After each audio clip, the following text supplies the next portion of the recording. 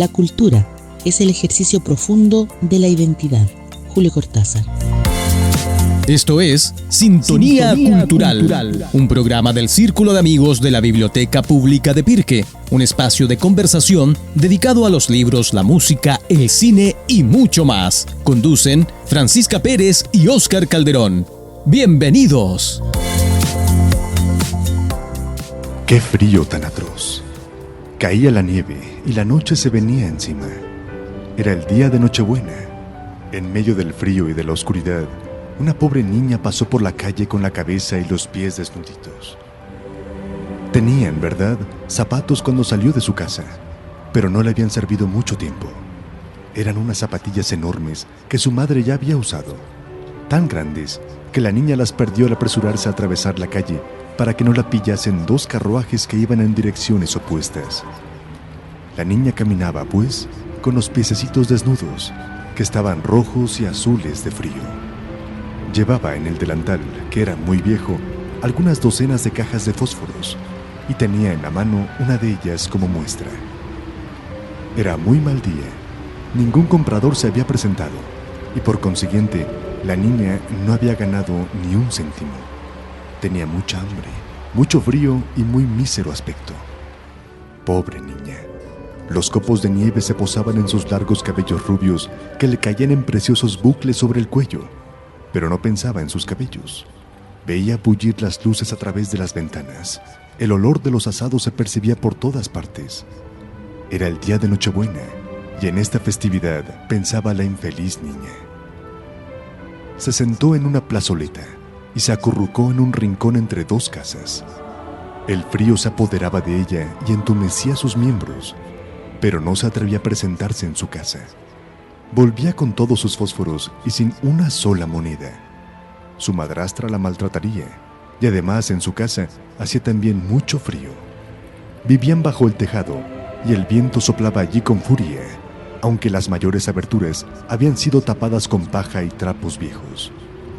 Sus manecitas estaban casi yertas de frío. ¡Ah! Cuánto placer le causaría calentarse con una cerillita. Si se atreviera a sacar una sola de la caja, a frotarla en la pared y a calentarse los dedos. Sacó una. Cómo alumbraba y cómo ardía. Despedía una llama clara y caliente como la de una velita cuando la rodeó con su mano. ¡Qué luz tan hermosa! Creía la niña que estaba sentada en una gran chimenea de hierro, adornada con bolas y cubierta con una capa de latón reluciente. Ardía el fuego allí de un modo tan hermoso. Calentaba tan bien. Pero todo acaba en el mundo. La niña extendió sus piececillos para calentarlos también, mas la llama se apagó. Ya no le quedaba a la niña en la mano más que un pedacito de cerilla. Frotó otra, que ardió y brilló como la primera, y allí donde la luz cayó sobre la pared, se hizo tan transparente como una gasa. La niña creyó ver una habitación en la que la mesa estaba cubierta por un blanco mantel resplandeciente con finas porcelanas, y sobre el cual un pavo asado y relleno de trufas exhalaba un perfume delicioso. ¡Oh sorpresa!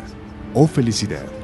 De pronto tuvo la ilusión de que el ave saltaba de su plato sobre el pavimento con el tenedor y el cuchillo clavados en la pechuga y rodaba hasta llegar a sus piececitos. Pero la segunda cerilla se apagó y no vio ante sí más que la pared impenetrable y fría. Encendió un nuevo fósforo. Creyó entonces verse sentada cerca de un magnífico nacimiento. Era más rico y mayor que todos los que había visto en aquellos días en el escaparate de los más ricos comercios. 1000 luces ardían en los arbolillos. Los pastores y zagalas parecían moverse y sonreír a la niña. Esta, embelesada, levantó entonces las dos manos y el fósforo se apagó. Todas las luces del nacimiento se elevaron y comprendió entonces que no eran más que estrellas. Una de ellas pasó trazando una línea de fuego en el cielo. Esto quiere decir que alguien ha muerto, pensó la niña, porque su abuelita, que era la única que había sido buena para ella, pero que ya no existía, le había dicho muchas veces que cuando cae una estrella es que un alma sube hasta el trono de Dios. Todavía frotó la niña otro fósforo en la pared y creyó ver una gran luz, en medio de la cual estaba su abuela en pie y con un aspecto sublime y radiante. «Abuelita», gritó la niña, «llévame contigo». Cuando se apague el fósforo, sé muy bien que ya no te veré ahí.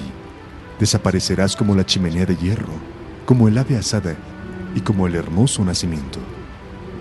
Después se atrevió a frotar el resto de la caja, porque quería conservar la ilusión de que veía a su abuelita, y los fósforos esparcieron una claridad vivísima. Nunca la abuela le había parecido tan grande ni tan hermosa.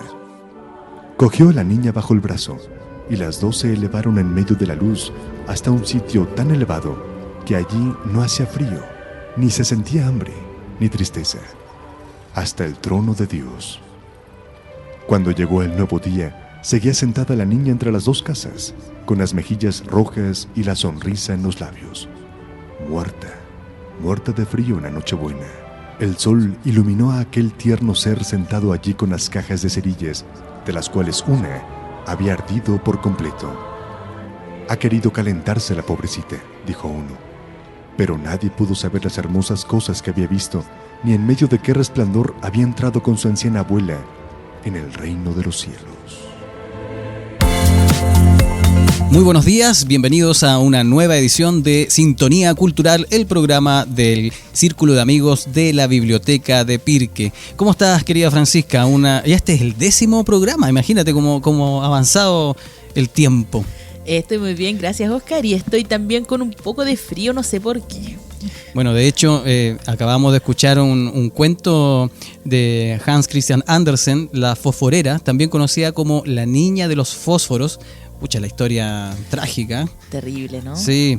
Bueno, ¿qué nos podrías contar tú que conoces más ese cuento? Y de hecho hablábamos previo a que comenzara el programa. Bueno, este cuento igual no tiene tanta antigüedad como los cuentos que hablamos cuando hablamos sobre la verdad de los cuentos en el otro capítulo, ¿lo recuerdas? Porque ya estamos hablando de fósforo, estamos hablando de cerillas, estamos hablando ya de un avance tecnológico que en esa era encendía, bueno, las chimeneas, etcétera. Yo la verdad es que creo que este es un cuento que principalmente critica el tema del capitalismo y de la revolución industrial, cuando la vida se hace difícil incluso para los niños. Pero nos deja con un frío en el alma como insuperable. Es como el más frío que el corazón de tu ex, también dicen por ahí. Sí, o placa de acero inoxidable en la Antártida. Bueno, ¿por qué hablamos del frío? ¿Por qué escuchamos este cuento? Bueno, todo tiene sentido porque hoy día vamos a hablar del invierno. El invierno como concepto, como significado cultural, histórico, el impacto también que provoca en la naturaleza. Como lenguaje estético. En fin. ¿Te parece si definimos brevemente qué es el invierno? O sea, todos sabemos básicamente lo que es, pero como concepto se refiere a la estación más fría del año, que astronómicamente comienza con el solsticio de invierno y termina con el equinoccio de primavera.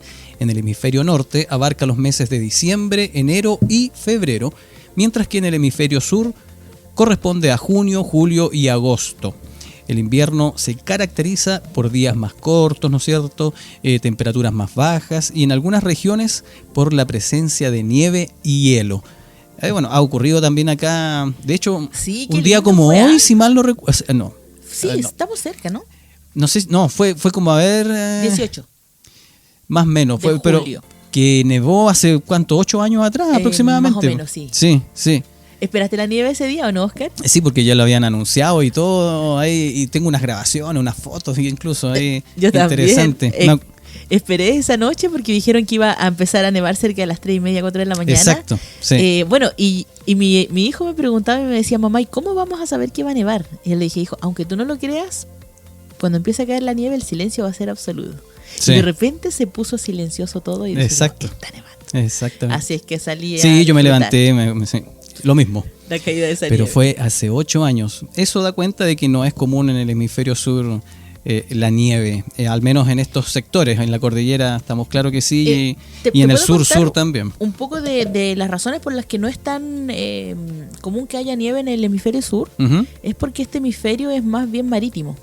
Por lo tanto, las temperaturas tienden a ser más templadas. En cambio, en el hemisferio norte nosotros tenemos muchísima más cantidad de tierra. Tenemos continentes más grandes que son, o sea, predomina la tierra en el hemisferio norte. Por lo tanto, los climas son más extremos. Esa vendría siendo la razón de alguna manera. Por la que encontramos más nieve, claro. Ese sería como el concepto meteorológico del invierno. Y como decíamos, claro, se define básicamente en los meses más, como los meses más fríos del año. Y tal como dices tú, en el norte es donde hay más presencia de nieve por lo mismo. Y claro, a lo mejor eso también tiene mucho que ver con el hecho que acá neva en la cordillera, porque hay más presencia de tierra. Claro, eso ya hay la nieve es por altura. Y por altura. Porque Exactamente. por altura. Bueno, pero también hay otro elemento bien interesante que te puedo comentar acerca del invierno en los polos. Uh-huh. No sé si tú te has escuchado eso de que los polos se ponen de noche según donde sea el invierno. O sea, si es invierno en el hemisferio sur, no va a salir el sol en el polo sur. Claro. Y lo mismo si es en el polo norte. Este es un concepto más bien astronómico, donde el invierno se define por la posición de la Tierra en su órbita alrededor del Sol. En el hemisferio norte, bueno, ocurre cuando esta parte del planeta está más alejada del Sol. Uh-huh. ¿Y por qué está más alejada del Sol? Porque nuestro planeta no está derechito, no está así como en posición vertical. El eje que cruza los dos polos no está vertical, sino que está inclinado a 23,5 grados. Entonces, en su rotación por la Tierra va a hacer que en el hemisferio norte pase, bueno, en algún momento pase el polo sur o el polo norte más alejado del Sol. Pero por eso vamos a ver que el Sol no alcanza a entrar a la latitud del hemisferio, o sea, a la latitud del polo norte o del polo sur, según si están en invierno, y vamos a ver en el polo sur o en el polo norte que el Sol parece que estuviera siempre debajo de la línea de su horizonte. Es como si durante todo el invierno polar el Sol va a salir alrededor del mar, alrededor de la cordillera, pero nunca llega arriba, no sale nunca. Y al revés pasa en el verano, porque sí, va a estar siempre en el borde del horizonte sin esconderse nunca. Interesante, eso es bueno saberlo, porque de repente uno se acostumbra simplemente a vivir las estaciones, pero no entiende el por qué. Y te sorprendes cuando te vas de vacaciones a Punta Arenas y no se esconde el sol. Y son las 10 de la noche. Y es como un o al revés. O un amanecer o atardecer constante, por decirlo de alguna forma. Sí. Bueno, también hay un significado cultural, histórico y simbólico. Ahí podremos hablar que el invierno se asocia más bien a la introspección, el descanso y la preparación para un nuevo ciclo, ¿no es cierto? En algunas culturas el solsticio de invierno marca un momento de esperanza, por decirlo de alguna forma, y de renovación, con la promesa de días más largos y luminosos. Pero en el ámbito histórico tú tienes unas, no sé si son anécdotas, pero sí en el fondo es como relatos en realidad, yo no sé si algo para aprender también. Claro, curiosidades terribles sobre el invierno. Bueno, quiero hacer una comparación. Cuando el invierno tuvo una repercusión histórica importante, que fue durante la invasión de Napoleón a Rusia. Napoleón quería conquistar Europa, porque él era un emperador. Y se acerca a Rusia en pleno invierno. Y fracasa en su campaña, justamente porque el invierno ruso, entrando a esa parte de Europa y ya hacia Asia, el continente asiático, se topa con un invierno terrible, que hizo fracasar su campaña.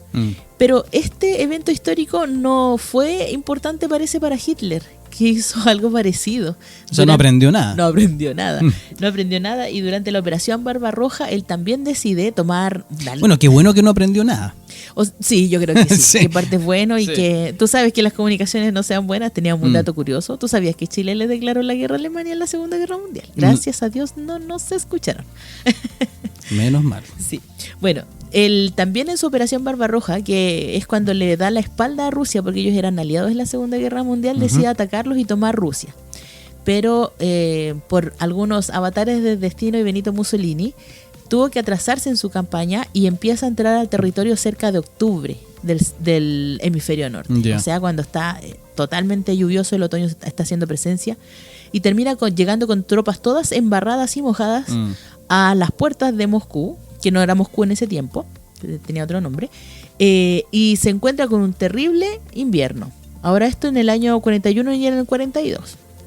Era tan terrible el invierno que tuvieron que soportar grados de menos 43 bajo cero. Imagínate. O sea, 43 grados bajo cero.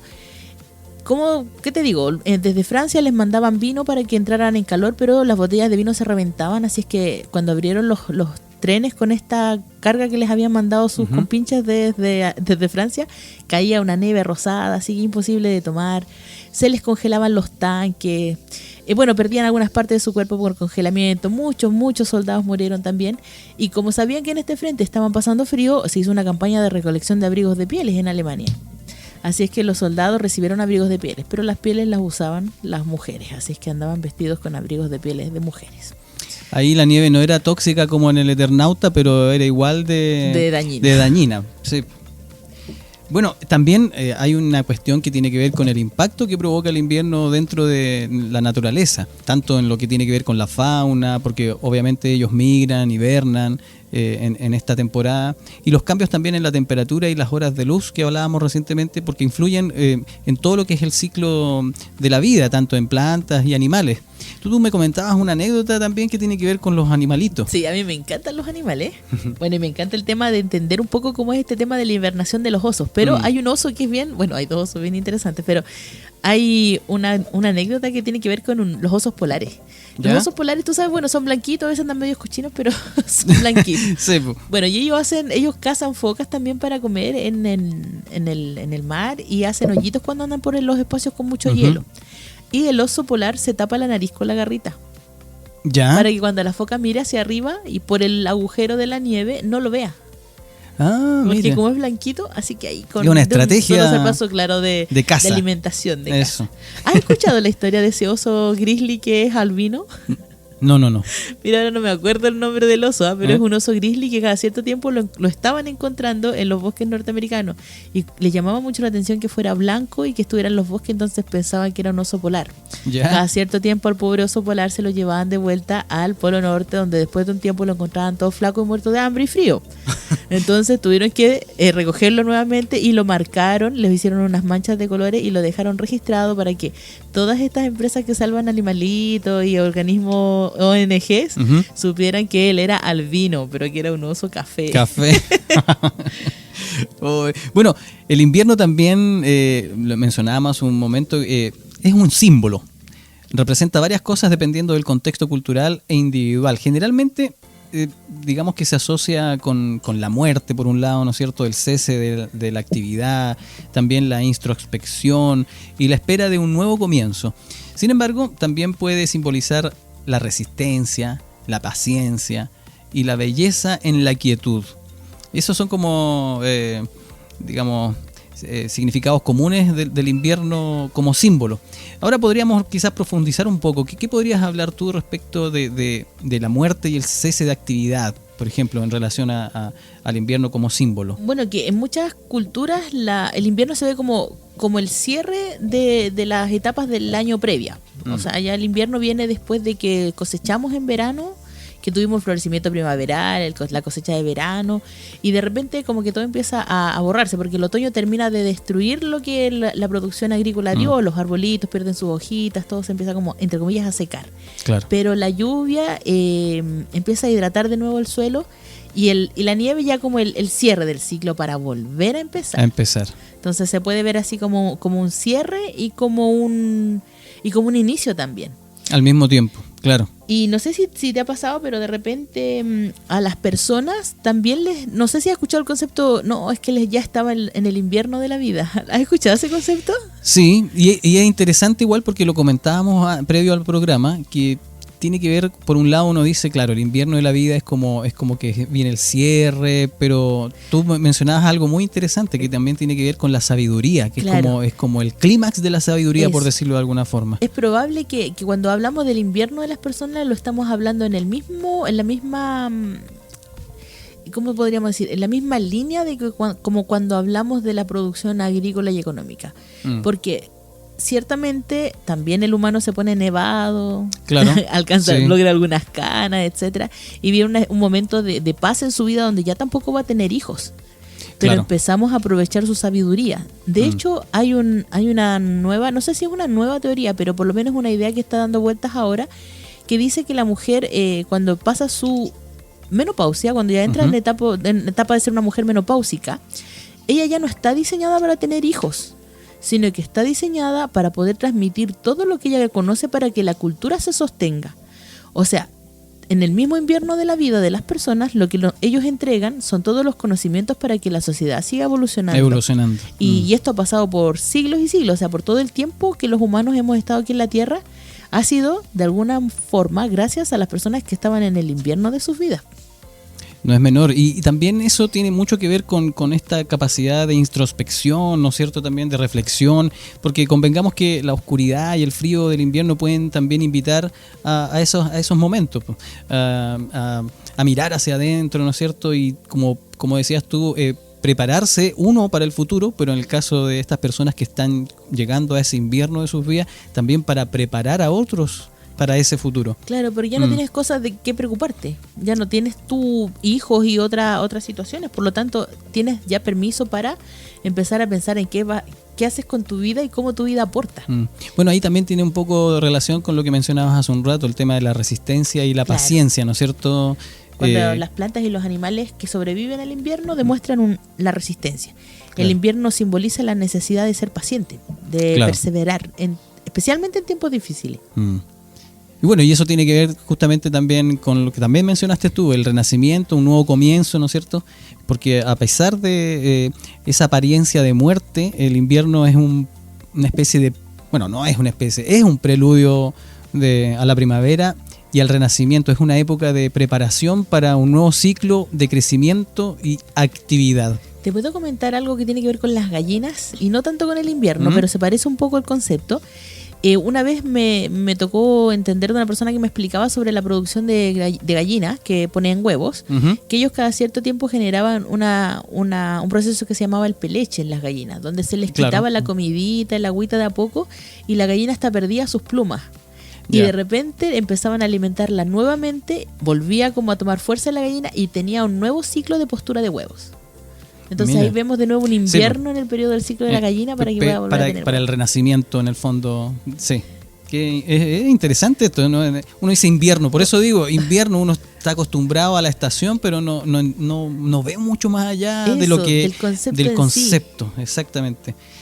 Bueno, ahí también hay un cuento que tiene que ver con la belleza y la quietud, ¿no es cierto? Porque es una estación de gran belleza a pesar de esa oscuridad. ¿Pero por qué? Porque están los paisajes nevados, ¿no es cierto? Evoca esa tranquilidad, el aire frío y simboliza serenidad, paz. Claro, el color blanco que vemos que vemos más a menudo en los paisajes, pero también la lluvia. He escuchado que hay mucha gente que tiene temas especiales con la lluvia. Dicen que la lluvia también es uno de los mejores sonidos para dormir, por ejemplo. Exacto. Además que también tiene ese simbolismo de purificación, el agua que cae, ¿no es cierto? Bueno, por otro lado, en cuanto a lo simbólico, también existe, por ejemplo, desde el hinduismo, el invierno se asocia con el final del ciclo anual y se considera un tiempo de sacrificio y conexión con los antepasados, ¿no es cierto? En el budismo zen también se relaciona mucho con la mente invernal, la lógica y la sabiduría. Y yo aquí creo que tiene que ver con el tema de la maestría. Si te has fijado en las historias de las películas, los maestros son siempre personas barbadas, blanquitas, que te dan consejos breves pero sabios. Sí, es verdad.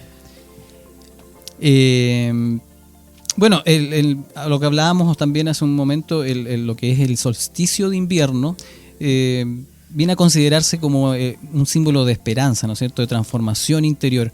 El Huaychupanchu del que hablábamos. El otro día, por ejemplo. Es ahí, eso es lo interesante también de vincularlo con... son las estaciones, pero también son como las estaciones del ser humano en ese sentido. De algún modo la conexión que el ser humano logra con la Tierra al ir observando que estas estaciones se suceden una tras otras, pero siempre para bien. A pesar de que venga este momento como duro, que es el invierno, después va a haber una primavera. Así es que va a estar todo bien. Exacto. En el fondo igual, esa esperanza que hablábamos. Eso, es justo eso. Bueno, se nos está terminando la primera parte del programa y podríamos decir que, en resumen, el invierno desde lo simbólico puede representar tanto, digamos, que el final, ¿no es cierto?, como también al mismo tiempo el comienzo. También la muerte, claro, también es la muerte, es la vida, es la oscuridad, pero también es luz. O sea, varía según... Exacto, sí. Varía según el contexto en el fondo, pero en esencia representa un periodo de transición y preparación para un nuevo ciclo. Vamos a ir ahora con un tema musical, luego la pausa comercial de costumbre. Vamos a escuchar a una banda nacional del año 1995. Este tema se llama, a propósito del invierno, Eternos Días de Invierno. La banda se llama Mal Corazón y es de un álbum a esta altura de culto, se llama San Bernardo. Vamos con eso, luego vamos a comerciales y volvemos con la segunda patita de nuestro programa de hoy. Vamos a abrigarnos un ratito. Exactamente, a tomar un tecito calentito.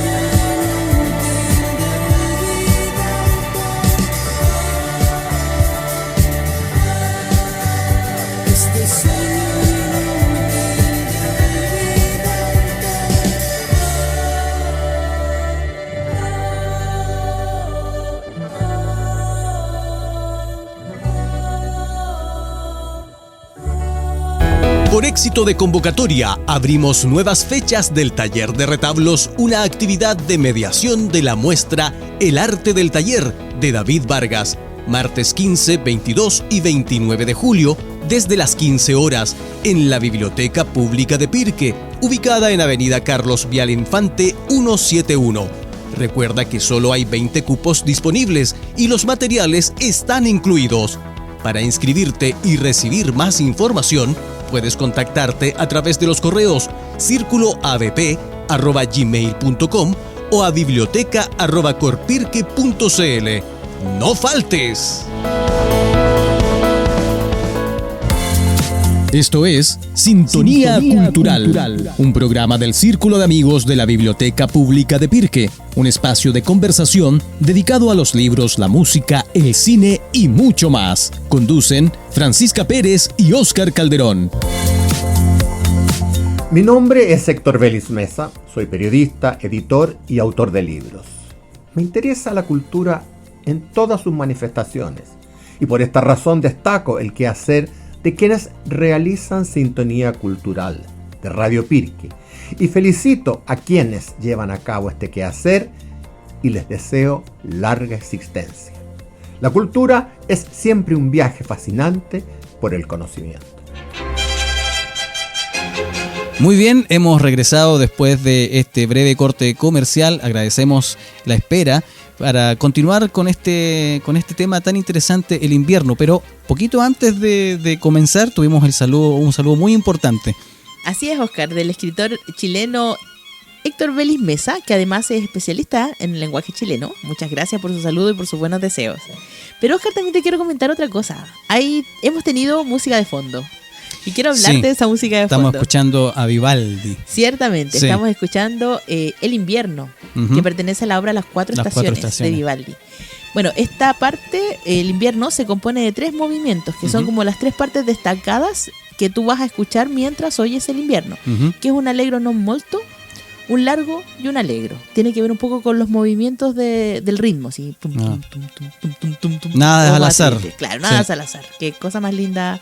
Este es uno de mis autores musicales favoritos. Sin duda. Compositores. Y no va a ser tampoco que esté como cortina de fondo, porque la segunda parte del programa de hoy, sobre el invierno, la vamos a tratar desde la fuente de inspiración que ha significado para los artistas a lo largo de la historia. Bueno, tanto en el pasado como en el arte contemporáneo se han representado escenas invernales en diversas formas, ¿no es cierto? Desde paisajes nevados hasta alegorías del frío y la transformación reflejando emociones humanas y la relación con el cambio climático. Es como vamos a tratar el invierno en la historia del arte. En la antigüedad, Francisca, ¿qué podrías decirnos respecto a esta visualización del invierno? Bueno, nuestra antigüedad fue breve. Hemos tenido siempre como referencia a Grecia. A Grecia, claro. Parte del mundo latino, pero el mundo latino era medio copión del mundo griego. Bueno, en la antigüedad está representado en la mitología el invierno cuando se asocia con el rapto de Perséfone, narrando historias de pérdidas y renacimiento. Tiene que ver mucho aquí con las flores también, con el campo, con la producción vegetal. Y en la Edad Media y el Renacimiento, los artistas representaron escenas invernales específicas. Por ejemplo, las obras de Bruegel el Viejo, donde se mostraban paisajes nevados y actividades cotidianas en invierno. Y te tengo que contar una anécdota. Yo creo que esto debe haber pasado cerca del año 2000, es muy probable, porque yo estaba en la universidad todavía, un poco pasadito del 2000 ya, cuando estaban haciendo un análisis histórico de algunas pinturas. ¿Ya? Y de repente se dieron cuenta que en unas pinturas de pintores españoles habían paisajes de España con nieve. ¿Ya? Y técnicamente hablando, desde hacía muchos siglos organizando la historia climatológica del planeta, nunca habían considerado la posibilidad de que hasta esas latitudes de España hubiera nieve. Y ese cuadro lo reveló. O sea, el cuadro de un pintor sin querer estableció una fuente histórica de que a bajas latitudes de España se habían producido nevadas. ahí se da clara cuenta de la importancia del valor que tiene, no sé, una fotografía, una pintura. Como fuente histórica. Como fuente histórica, justamente. Y hoy por hoy también los productos audiovisuales también, los documentales. Bueno, ahí también hay una cuestión que tiene que ver con la etnografía visual, la antropología, y es súper interesante. Para el tiempo del descubrimiento de este cuadro era interesante porque este tema de la historiografía climática o de la historia climática del planeta todavía era bastante estable. Yo creo que desde hoy al futuro todo va a ser distinto, pues. Cada vez el clima está dándonos más sorpresa y vamos a irla guardando como fuentes históricas de lo que pasó, pero ya no tanto del cómo debería haber sido, que antes el clima era más estable, ahora va a estar más inestable. No, ahora obviamente con esto del cambio climático, ¿no es cierto? Bueno, también tenemos desde el impresionismo y el post-impresionismo, artistas como Monet y Van Gogh exploraron los efectos de la luz y el color en paisajes invernales, capturando la belleza de la nieve y el hielo. En el arte contemporáneo también se exploran los temas que hablábamos recién, por el cambio climático, también la nostalgia, la transformación del paisaje invernal, utilizando diversos medios como arte digital, fotografía e instalaciones, que es lo que comentábamos recientemente, que de alguna forma también puede ser desde la mirada de esta estación en particular o cualquier ámbito de la vida, en lo social, en lo cultural, como lo que reviste un producto tanto audiovisual, pictórico, una fotografía en términos de historia. ¿Te parece si empezamos a revisar también, porque como cada programa hablamos de libros y películas? Claro, yo creo que ahora nos corresponde hablar de libros que tienen esa fuente, el invierno como fuente de inspiración. O por lo menos como título en el caso del primero. También. Quiero recomendarte un libro. Bueno, este libro ha sido parte de las lecturas obligatorias escolares por mucho tiempo, ya no en realidad, que es Golondrina de invierno de Víctor Domingo Silva. Mi papá tiene una explicación especial sobre este libro, pero sabes que yo creo que marca mucho el momento en que uno lo leyó, porque generalmente lo leía durante la preadolescencia o la adolescencia, así que como que te deja marcado mucho el acontecer de los tipos de relaciones que se dan entre las personas. Más que nada aborda eso. No, y pasa también, el otro día leía un artículo que hablaba justamente de cómo afectan positivamente. Bueno, también pueden ocurrir situaciones negativas que también te pueden afectar a lo largo del tiempo, pero escuchar, por ejemplo, música entre los 12 y los 14 años, toda esa música que tú escuchas nunca las vas a olvidar. Y siempre cuando las vuelvas a escuchar te va a evocar, es como los olores, el olorcito, no sé, de la panadería, que de repente del jardín, de Navidad. Exactamente. Bueno, yo te comentaba esto de mi papá porque ahí siempre nos sale pelea en la casa, así entre los dos. Pero papá, ¿cómo puedes decir eso de este libro? No, si ese libro no es un libro que valga la pena recordar, pero claro, la época en que ambos lo leímos fue distinta. Entonces, en mí dejó un gran impacto y él me dice, no. Él lo leyó en otro momento, en un de su momento vida. Donde él era más grande, claro. Bueno, pero en el que sí coincidimos él y yo es en Dr. Zhivago. Un libro maravilloso de Boris Pasternak. Bueno, este tiene una película también. Exactamente, por eso no la voy a mencionar porque tú la mencionaste. Además tiene una preciosa canción. Que búsquenla, porque vale la pena ver la película, leer el libro y escuchar esa canción 1 y 1000 veces. Especialmente la frase cuando le gritan Zhivago. Sí. Oh, eso marca mi corazón. Bueno, otro de los libros que también quiero recomendarte y que tiene que ver también con la literatura infantil son Cuentos de Navidad de Charles Dickens. Bueno, él utiliza el invierno justo porque está en el periodo de Navidad del hemisferio norte. Por lo tanto, explora temas sobre la redención y la transformación. Y aquí es como muy apegado al concepto que hablábamos acerca de que el invierno no es solo muerte, sino que también es el preludio del mañana. Otro libro es El Diario de Invierno de Paul Auster, que es una novela que explora la vida de un hombre durante el invierno. Pero él utiliza el invierno, el autor, como una metáfora de la vejez y de la reflexión. Aquí ya un poco de filosofía humana, de la psiquis de nuevo. Un libro del que no quiero hacer ningún spoiler y no voy a dar ninguna señal tampoco. Sino recomendarlo para que la gente lo descubra. Especialmente para los amantes de la cultura japonesa. Es El País de las Nieves de Yasunari Kawabata.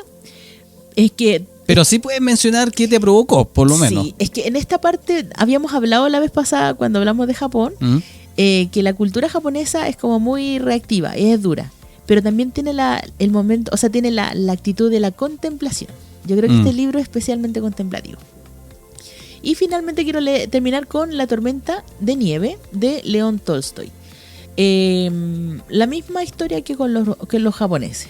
O sea, un libro que sí o sí te va a hacer reflexionar, porque ellos filosofan todo lo que pasa, sí, todo lo que a por lo ahí que se ven enfrentados. En uno de los programas que no precisamente hablábamos de Rusia, pero los mencionamos en términos de cómo ellos son capaces de... Hablábamos de los estoicos también ahí. Claro, sí. A raíz de sus experiencias, todo aquello lo dejaban registrado en sus textos, en sus novelas. Y lo dejan reflejado pasando por un proceso de reflexión, que es lo maravilloso que tiene la literatura rusa. Sin duda. Bueno, hablemos de películas también. Claro que sí. Sí, hay películas súper interesantes. Por ejemplo, Fargo, del año 1996, de los hermanos Coen, donde utilizan justamente el paisaje invernal de Minnesota para crear una atmósfera fría y amenazante que complementa la violencia y la sordidez de la historia. Yo no la voy a comentar mayormente porque puede que haya gente que no la haya visto. No sé si tú la has visto, Fargo. Hay una serie, de hecho, sí, que salió posterior. Y siempre la presentación es con un paisaje nevado. Sí. Pero es interesante porque ahí, justamente como mencionamos, hay una mezcla entre sátira, entre el contexto invernal y también la violencia también. Hay un cuento bien especial que es súper bueno que busquen la película y la vean para que tengan su propia opinión.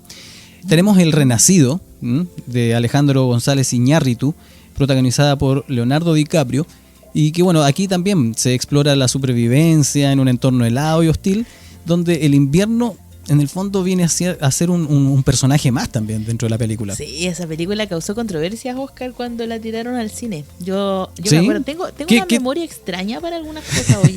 Oye, yo no recuerdo cuál es la controversia. La controversia fue que estoy casi segura que en esta película se trataba el tema del canibalismo.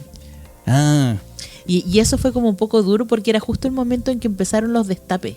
Los destapes de todos los temas que eran tabú. Cerca del 2012. ¿Esta película de qué año es? Disculpa. Es del 2015. Claro. Sí. Entonces había una escalada de destapes de todos los temas tabú. Y cuando presentan esta película no le quisieron hacer mucho reclame, aunque obviamente se veía creo que en ese tiempo todavía le hacían reclames en la tele, porque yo ahí vi que la iban a dar. Yo no alcancé a verla en el cine. No logré llegar a verla al cine, pero porque también estaba esa controversia. Si acaso le iban a sacar, no la iban a exhibir en todos los cines. Era un tema. Sí, bueno, ahí también en su momento causó, no sé si controversia, pero muchos cuestionaban que le hayan dado el Oscar a Mejor Actor a Leonardo DiCaprio, siendo que tiene otras películas mucho más emblemáticas para efecto de haberle entregado ese galardón. Si bien es una buena actuación, pero no es quizás la más descollante, por decirlo de alguna forma. Tenemos como ejemplo también El Resplandor, una obra maestra del cineasta Stanley Kubrick, donde se muestra un hotel aislado en las montañas nevadas durante el invierno, donde ahí, bueno, la locura y el terror acechan a los personajes. ¿Cómo olvidar a Jack Torrance ahí? Con su Red Rum. Exactamente. Y las parodias el pequeño que Danny. Ha hecho Homero Simpson de esta historia. De hecho, esa es como la película que más he visto en mi vida. Yo no, indirectamente sí. Siempre te están mostrando un pedacito de esa película en muchas otras películas. Bueno, el mundo también infantil se hace presente a través de Frozen del año 2013, una película de Disney que, bueno, si bien está dirigida a un público infantil, igual utiliza el invierno como un elemento central dentro de la trama y explora obviamente la magia y el poder del hielo. Tenemos también otra gran película del año 2014, El Gran Hotel Budapest, de Wes Anderson, que bueno, utiliza el invierno y la nieve como telón de fondo para una historia llena de color, ¿no es cierto?, fantasía, ambientada en un hotel ficticio en un país europeo. Hablábamos también previo al programa que Wes Anderson tiene una cuestión que uno sabe inmediatamente que la película es de él. Es como un cuento, ¿no? Sí, por la paleta de colores, por el montaje, el ritmo que tienen sus películas. Son todas, en ese sentido, no iguales. Podríamos decir que sí, iguales en esos aspectos, porque las historias son diferentes. pero es un director que si usted no lo conoce, si no ha visto sus películas, se lo recomiendo absolutamente. Sí. De hecho, actualmente hay una en el cine que es El esquema fenicio, es recomendable. Y hay 3 cortos en Netflix. Exactamente, de Wes Anderson. Así que búsquenlo. Tenemos La Bruja, una tremenda película también, sí, ambientada en el siglo XVII, donde la nieve y el bosque oscuro contribuyen a crear una atmósfera opresiva y de miedo. Una película de terror del año 2015. Un día vamos a hablar de terror, porque este terror es un terror un poco distinto, pero que exactamente. Es maravillosa esta película. No, es muy buena. Es preciosa. La Bruja, de Robert Eggers. También tenemos Los Niños del Hombre, aunque la verdad no es puramente invernal. La película de Alfonso Cuarón presenta un futuro distópico donde la lluvia y la niebla son constantes, creando una atmósfera fría y desoladora. El invierno puede ser en este caso un elemento que añade tensión, y de hecho así es, belleza, aislamiento o desesperación también de alguna forma dentro de la película. Y bueno, y su uso narrativo puede ser bien diverso en ese sentido, pero sin duda es un condimento súper importante dentro de la trama de la película, que no la vamos a desarrollar en esta ocasión, pero es muy interesante es que Cuarón es grande de ver. Sí. Bueno, se nos acaba el programa, querida Francisca, pero antes... No fue un programa frío. Para nada, a pesar de que hablábamos de frío y todo eso, no lo fue. Y vamos a cerrar, bueno, como ya es costumbre desde hace unos programas atrás, con nuestro amigo José María Idoyaga, que viene a hacer una especie de resumen de nuestro programa, o también donde destaca los puntos más interesantes de lo que hoy conversamos. Pero antes vamos a escuchar una canción, en este caso del grupo norteamericano Garbage. El tema se llama Only Happy When It Rains. Solo soy feliz cuando llueve. Yo conozco a harta gente así. Sí, del disco homónimo del año 1995. Gracias a todos ustedes por escucharnos. Gracias, Francisca. Igualmente, muchas gracias por oírnos. Que estén muy bien. Hasta la próxima.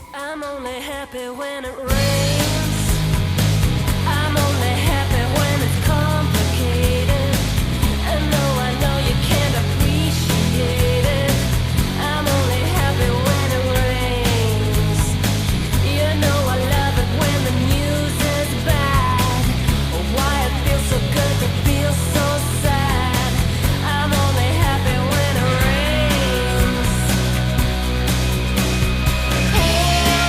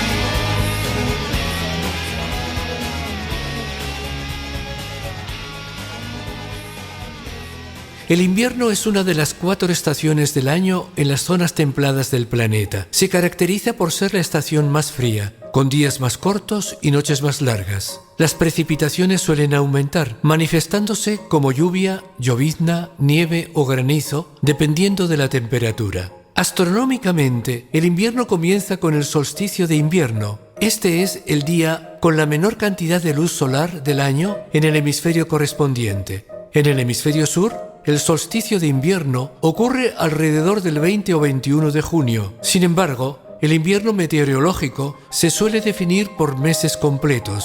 En el hemisferio sur abarca junio, julio y agosto. El invierno representa una etapa de descanso, introspección y preparación para la vida. Es un periodo de pausa antes del renacimiento y crecimiento que traerán la primavera y el verano. Muchas plantas entran en un estado de dormancia para sobrevivir las bajas temperaturas y la escasez de luz. Pierden sus hojas para conservar energía y protegerse del frío. Las semillas esperan las condiciones adecuadas para germinar. Varios animales hibernan, reduciendo su metabolismo. Otros migran a climas más cálidos en busca de comida y temperaturas más benignas. Para nosotros, los seres humanos, el invierno también tiene significados profundos, como la introspección y la reflexión, la renovación y la planificación, comunidad y calidez, capacidad de adaptación y resiliencia frente a las condiciones adversas. El invierno ofrece varias ventajas significativas, como beneficios para la salud física, es decir, fortalecimiento del sistema inmunitario. La exposición a bajas temperaturas puede estimular la producción de glóbulos blancos, la mejora del metabolismo y quema de calorías para mantener la temperatura corporal, mejora de la circulación sanguínea, al provocar vasoconstricción y vasodilatación. La mejora la calidad del sueño. Las temperaturas frías son óptimas para conciliar el sueño. También beneficios para la salud mental y bienestar. Fomenta la introspección y el descanso, el fortalecimiento de los lazos sociales y la mayor resiliencia. En Chile, el invierno que estamos viviendo trae consigo estas ventajas, permitiendo que la naturaleza descanse y se prepare para la primavera, mientras nos invita a nosotros a un periodo de reflexión y fortalecimiento de nuestros lazos. Concluye Sintonía Cultural. Nos reencontramos el próximo jueves a la misma hora a través de Radio Pirque 107.9 FM. ¡Hasta pronto! Este programa ha sido financiado gracias a la convocatoria de planes de fortalecimiento 2024 para organizaciones validadas como puntos comunitarios de cultura del Ministerio de las Artes, las Culturas y los Patrimonios.